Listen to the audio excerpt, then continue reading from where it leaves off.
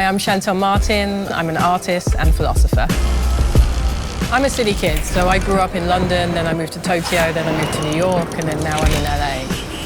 I like to call myself an artist and philosopher, an intuitive philosopher, someone that thinks about things, observes things, is out there kind of living in the world. And I think with a brand like Brompton and the philosophy that they have of being open, of being able to be flexible, evolve, change, grow, that have, this rooted in a legacy and a history that is about high quality and detail and sustainability. So I love the idea of those two philosophies coming together. And now, many years on, I get to apply my art and be a part of that history. And I love that the brand itself is nearly 50 years old. And so to become a part of that legacy and bring kind of my transition or history or now legacy as an artist and have those two come together is really incredible. And I can't wait to ride my own Brompton bike. I might have to take it to London, for my childhood self.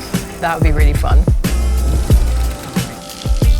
There's so many fun details on the bike. You've got the bigger picture on the mud flap. There is a serial plate, which they don't do typically with all bikes, and it has a unique number, so you know which one is yours. There's a little message for the riders there, so I'm not going to give that away, so you can read that there. Also, the Brompton logo, they very rarely change the logo itself, the logo type.